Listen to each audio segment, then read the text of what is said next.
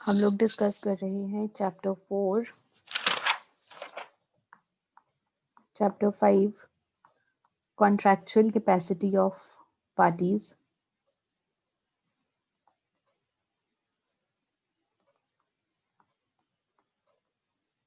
और contractual capacity of parties में हमने उन पार्टीज के बारे में डिस्कस किया था जो कि कॉन्ट्रैक्ट में एंटर हो सकती हैं और कौन सी पार्टीज जो कॉन्ट्रैक्ट में एंटर नहीं हो सकती। वो पार्ट फिनिश करने के बाद हम लोग डिस्कस कर रहे थे लीगल पोजीशन ऑफ माइनर, कि माइनर की क्या पोजीशन रहती है अगर हम कॉन्ट्रैक्ट्स की बात करें। देखते हैं इसमें हमने क्या डिस्कस किया था। देखिए, हमने डिस्कस किया था कि माइनर्स कौन हैं, जिनकी उम्र 18 साल से कम है, दे आर माइनर्स। और अगर आप माइनर के साथ कॉन्ट्रैक्ट करते हैं, such type of contracts are void. ऐसे कॉन्ट्रैक्ट्स जो हैं वो वॉइड रहते हैं, ये डिस्कस किया था। और क्योंकि माइनर के साथ जो कॉन्ट्रैक्ट है वो वॉइड है, तो उसमें ना ही दोनों पार्टीज में से किसी का कोई हक होता है, ना ही कोई कर्तव्य होता है। और क्योंकि ये कॉन्ट्रैक्ट शून्य होते हैं तो दूसरी पार्टी इसको एनफोर्स नहीं कर सकती। यही सब हमने डिस्कस किया था बेटा।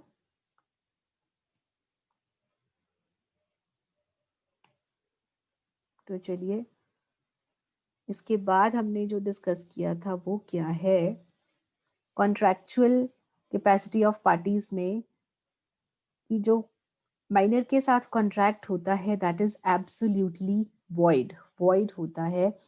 जिसमें हमने केस किया था, दो केसेस करे थे, एक मोहरी बीबी वर्सेस धर्मोदास घोष का और एक दूसरा केस किया था।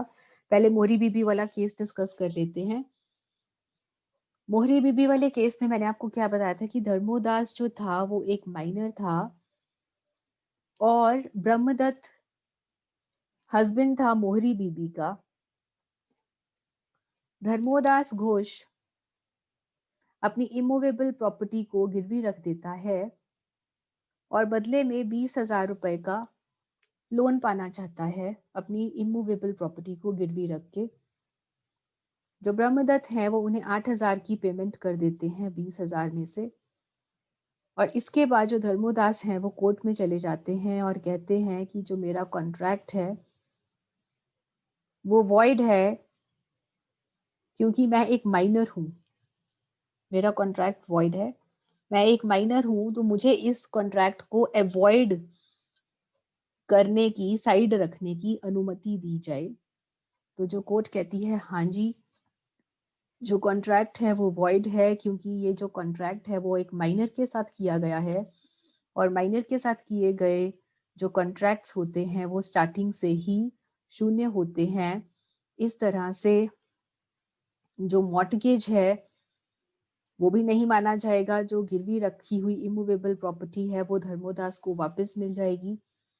साथ ही साथ जो ब्रह्मदत्त ने 8,000 रुपए का लोन धर्मोदास को दिया था वो लोन भी ब्रह्मदत्त को वापस नहीं मिल पाएगा। सो जो ब्रह्मदत्त है वो दोनों तरफ से फंस गया, इमूवेबल प्रॉपर्टी भी उसके हाथ से चली गई और 8,000 रुपए का जो लोन था अब वो भी उसको वापस नहीं मिल पाएगा। एक हमने ये केस डिस्कस किया था और दूसरा हमने केस जो डिस्कस किया था that is Shyamlal versus Pyarelal वाला केस।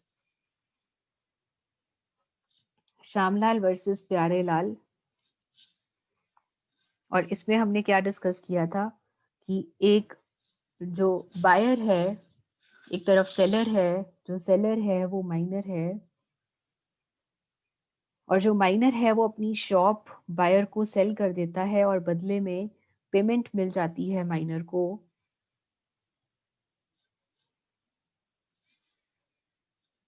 उसके बाद जो माइनर है वो कोर्ट में चला जाता है, लेकिन कोर्ट जो है वो इस कॉन्ट्रैक्ट को वॉइड बताता है और इस तरह से जो शॉप है वो भी बायर के हाथ से चली जाती है। साथ ही साथ जो बायर ने पेमेंट करी है वो भी उसको वापस नहीं मिलेगी। तो इस तरह से जो कॉन्ट्रैक्ट है माइनर के साथ वो वॉइड है। तो माइनर के साथ कॉन्ट्रैक्ट करने से पहले आपको सोच लेना चाहिए। फर्स्ट पॉइंट तो ये है लीगल पोजीशन में। सेकंड पॉइंट आपने जो डिस्कस किया था that is contract for necessaries of life. भाई वैसे तो जो कॉन्ट्रैक्ट है माइनर के साथ वो स्टार्टिंग से ही वॉइड होता है, लेकिन अगर आप माइनर के साथ कॉन्ट्रैक्ट करते हैं नेसेसरीज के लिए, नेसेसरीज क्या है? ज़रूरत का सामान जो जीने के लिए ज़रूरी है, जैसे कपड़े, खाना, रोटी, मकान, मेडिकल अटेंशन।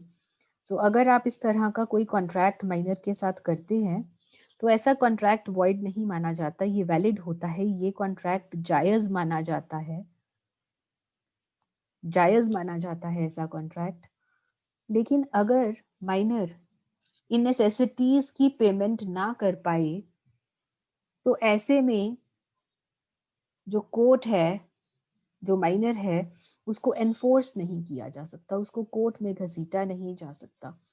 मान लीजिए ए ने माइनर को नेसेसरी सप्लाई करी और बदले में जो माइनर है वो पेमेंट नहीं कर पाया, तो माइनर की अगर किसी तरह की कोई संपत्ति होगी तो उस संपत्ति में से ए अपनी पेमेंट ले सकता है। लेकिन अगर माइनर के पास कोई संपत्ति नहीं है तो ऐसे में ए माइनर को कोर्ट में नहीं घसीट सकता।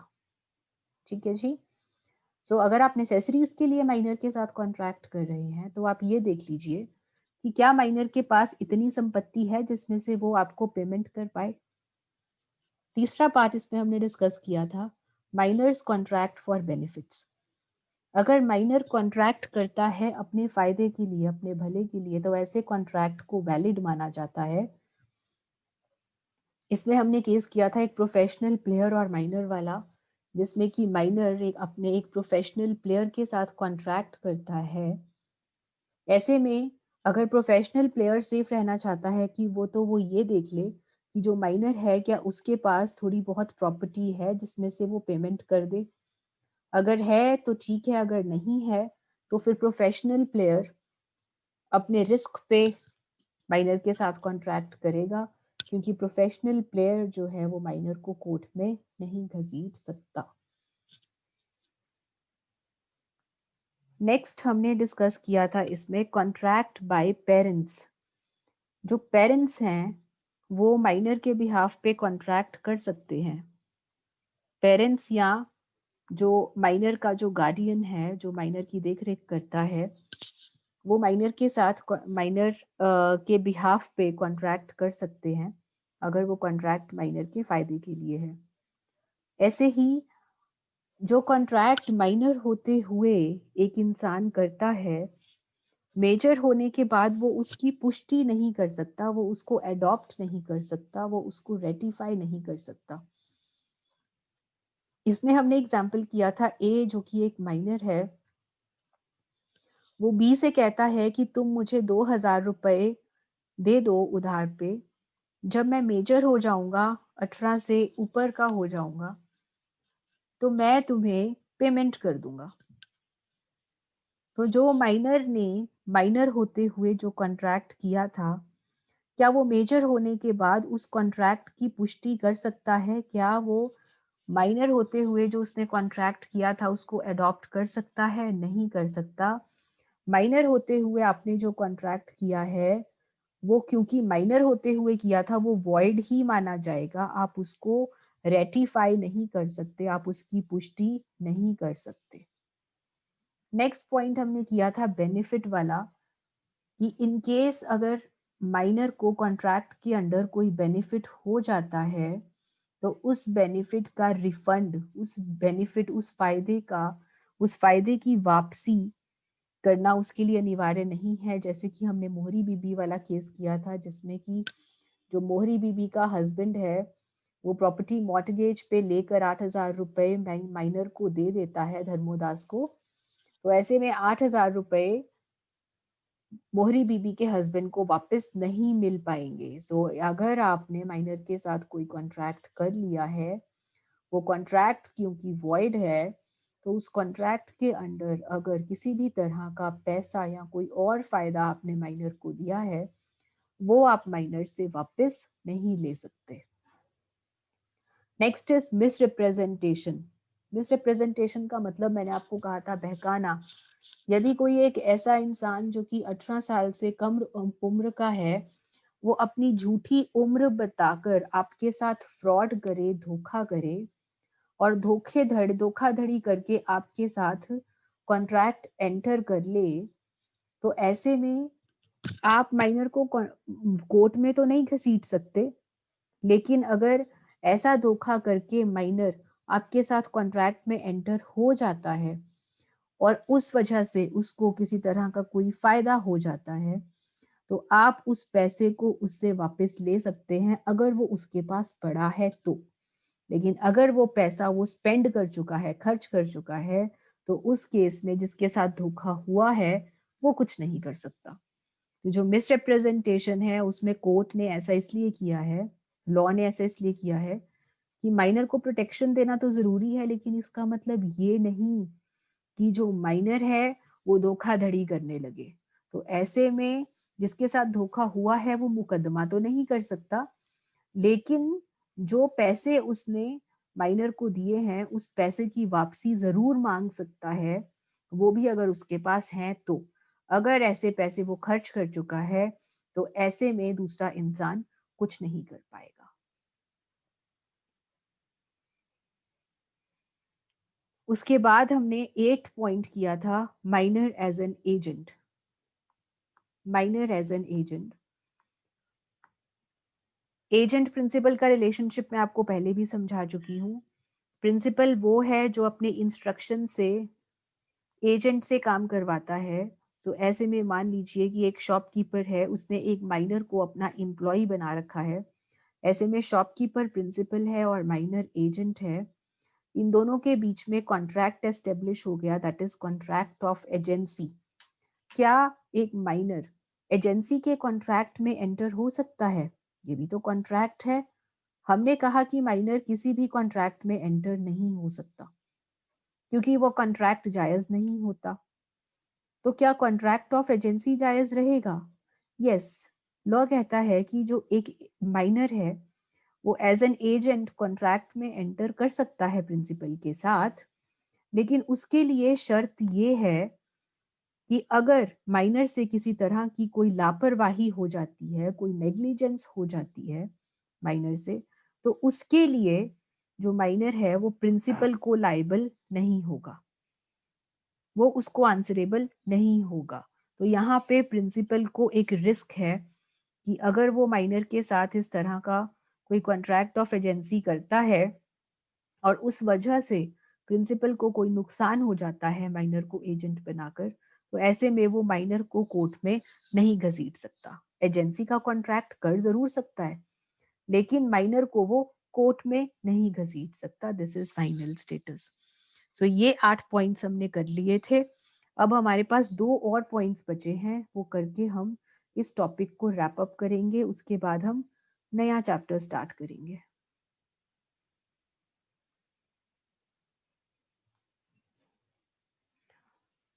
सो 9th पॉइंट अब हम डिस्कस करते हैं, माइनर एज अ पार्टनर। क्या माइनर जो है वो पार्टनरशिप के कॉन्ट्रैक्ट में एंटर हो सकता है? क्या किसी के साथ पार्टनरशिप कर सकता है? यस। क्या एक माइनर पार्टनरशिप कॉन्ट्रैक्ट कर सकता है? यस, कर सकता है। अगर वो पार्टनरशिप कॉन्ट्रैक्ट उसके फायदे के लिए है, उसके बेनिफिट के लिए है,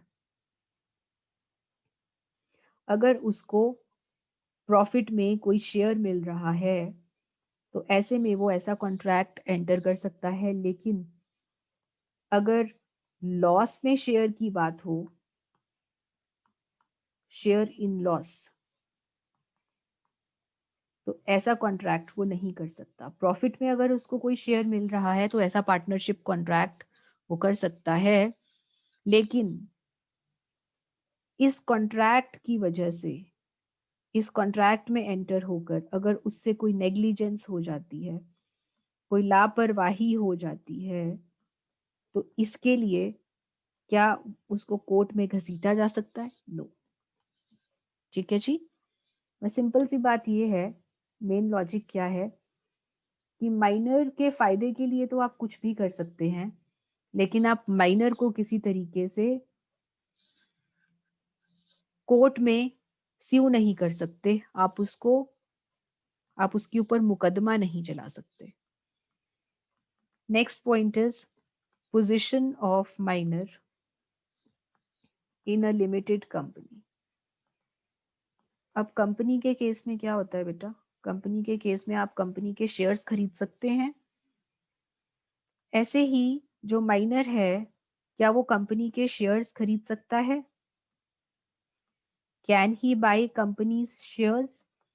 यस, वो बाय कर सकता है कंपनी के शेयर्स। लेकिन अगर कुछ अनपेड कॉल्स हैं, +2 में आपने किया है paid calls and unpaid calls, जैसे कि शेयर की फेस वैल्यू है 10 रुपए, 10 रुपए में से 8 रुपए पे हो चुके हैं, 2 रुपए अनपेड हैं।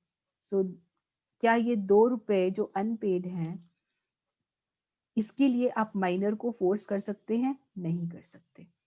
सो अनपेड कॉल्स के लिए वो लायबल नहीं है, उसकी अनपेड कॉल्स के लिए कोई लायबिलिटी नहीं बनती, लेकिन वो शेयर्स बाय कर सकता है। And your last point here is sureties liability for minor. अब श्योरिटी क्या है ये तो आपको समझना पड़ेगा। आपको पता है कि जब आप बैंक जाते हैं और बैंक से आप लोन लेते हैं, ये आप हैं, आप बैंक से जब लोन लेते हैं तो बैंक कहता है भाई कोई श्योरिटी लाओ, कोई गारंटर लाओ अपना, जो आपके बिहाफ पे गारंटी दे। ठीक है जी। तो क्या है इस बैंक के साथ, मान लीजिए ये आप हैं और ये आपके फादर हैं, इस आपके फादर का भी इस बैंक के साथ अकाउंट है। तो ये आपके जो फादर है ना, ये एक तरह से आपके बिहाफ पे गारंटी देते हैं। जो पर्सन आपके बिहाफ पे गारंटी देता है उसे आप श्योरिटी कहते हैं, श्योरिटी या फिर गारंटर। गारंटर कौन होता है? जो गारंटी देता है कि अगर आप पेमेंट ना कर पाए तो मैं पेमेंट करूंगा, अगर आप पेमेंट ना कर पाए वापस तो मैं पेमेंट करूंगा। ऐसा कौन होता, ऐसे पर्सन को आप कहते हैं श्योरिटी। तो फिर जिस पर्सन को लोन दिया जाता है वो क्या होता है? उसे आप कहते हैं प्रिंसिपल डेटर। और जो बैंक है वो क्या है? Bank is creditor. जो लोन देता है उसे क्रेडिटर कहते हैं, जिसको लोन दिया जाता है उसे प्रिंसिपल डेटर कहते हैं। प्रिंसिपल डेटर का मतलब होता है मुख्य देनदार, मुख्य देनदार। और अगर ये मुख्य देनदार पैसे वापस ना कर पाए तो पैसे वापस करने की जिम्मेदारी बनती है श्योरिटी की, जिसको आप गारंटर भी कहते हैं। सो अब यहाँ पे स्टेटस देखिए। मान लीजिए कि जिसको लोन दिया गया है वो एक माइनर है, वो एक माइनर है। क्या एक माइनर मुख्य देनदार हो सकता है? क्या बैंक इस पर्सन को, इस शख्स को क्या लोन देने के लिए कभी भी तैयार होगा?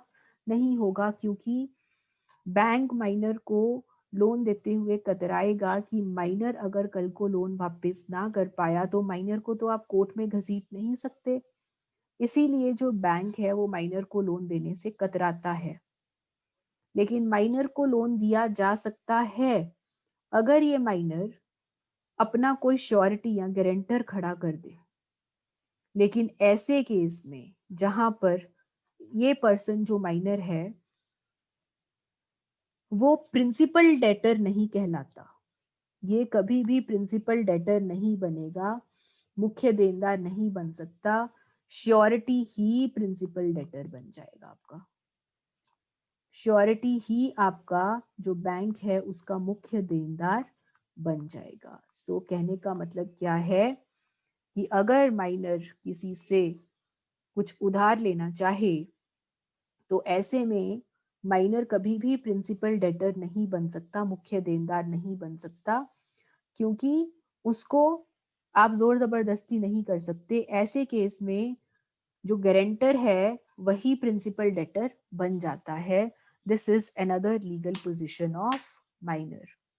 सो these are the 11 points in legal position of minor. इसके साथ ही ये चैप्टर हमारा खत्म होता है। यहाँ तक अगर किसी को किसी पॉइंट में कोई डाउट है तो जल्दी से पूछिए ताकि हम अगला चैप्टर स्टार्ट कर सकें।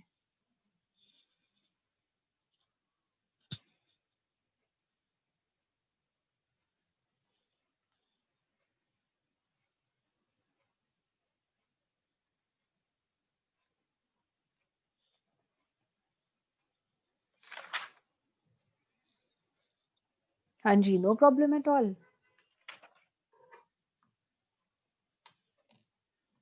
मैम 9th पॉइंट बताना। 9th point, minor age a partner. Minor age a partner में बच्चे, इन केस अगर माइनर पार्टनरशिप कॉन्ट्रैक्ट में एंटर करना चाहता है, जैसे मान लीजिए ए बी सी 3 पार्टनर्स थे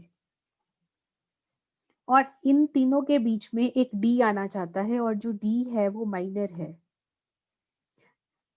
क्या माइनर पार्टनरशिप कॉन्ट्रैक्ट में इनके साथ एंटर कर सकता है? लीगल पोजीशन बताई गई है कि वैसे तो जो माइनर है वो कॉन्ट्रैक्ट करने के लायक नहीं होता, लेकिन अगर कोई कॉन्ट्रैक्ट ऐसा है जिसमें माइनर के फायदे की बात हो, बेनिफिट की बात हो, ऐसे कॉन्ट्रैक्ट में माइनर एंटर कर सकता है। और ऐसे में अगर मान लीजिए ए बी सी डी के रिश्तेदार ही हैं, मान लीजिए ये ए बी सी 3 ये डी के अंकल हैं, मान लीजिए ये तीनों डी के अंकल हैं, ये कहते हैं चल भाई डी आजा तू भी हमारे साथ पार्टनरशिप में, हम तेरे को प्रॉफिट्स में हिस्सा दिया करेंगे।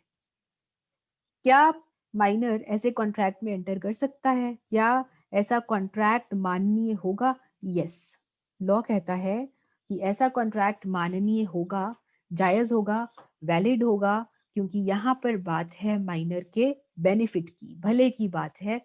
लेकिन अगर कल को डी से कोई लापरवाही हो जाती है और ए बी सी तीनों डी को स्यू करना चाहे, मुकदमा करना चाहे, तो क्या डी के ऊपर मुकदमा किया जा सकता है? नहीं जी, बिल्कुल नहीं किया जा सकता। उसको बेनिफिट्स पे शेयर दिया जा सकता है, लेकिन आप उसके ऊपर मुकदमा नहीं कर सकते।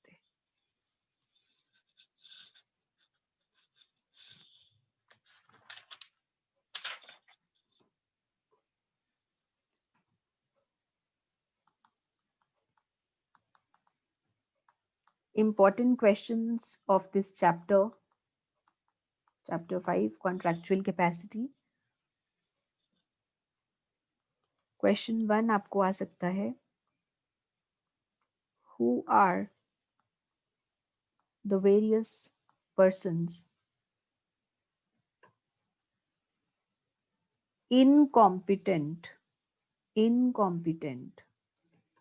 to enter into contract? कौन लोग कॉन्ट्रैक्ट में एंटर नहीं कर सकते? क्या सब डिस्कस करेंगे? Minor. Second, unsound mind. Third, person disqualified from by law, ये सब डिस्कस करेंगे। उसके बाद माइनर को एक्सप्लेन करेंगे, अनसाउंड माइंड वाले में एक्सप्लेन करेंगे। अनसाउंड माइंड में हमने कौन से लोग डिस्कस करे थे? इडियट्स, ल्यूनाटिक्स, ड्रंकर्ड्स, यही डिस्कस किया था। और डिस्क्वालिफाइड पर्संस में क्या डिस्कस किया था? एलियन एनिमी, फॉरेन एम्बेसडर्स,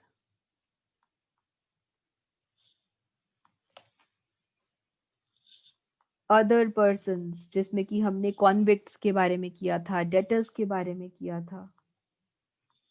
ये सब आप डिस्कस करेंगे इस क्वेश्चन में एंड अल्टीमेटली आप इसका कंक्लूजन दे देंगे. फाइन. एंड क्वेश्चन नंबर 2 इस तरह से पूछा जा सकता है, a minor binds others but is never bound by others. Explain.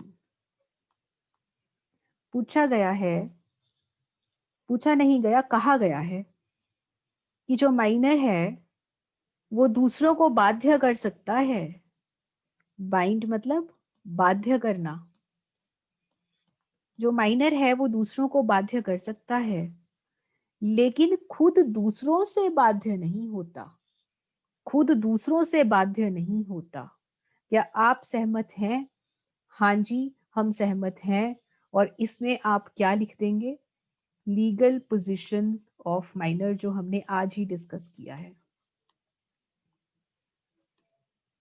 ठीक है जी. तो इस तरह से घुमा के आपसे क्वेश्चंस पूछे जा सकते हैं.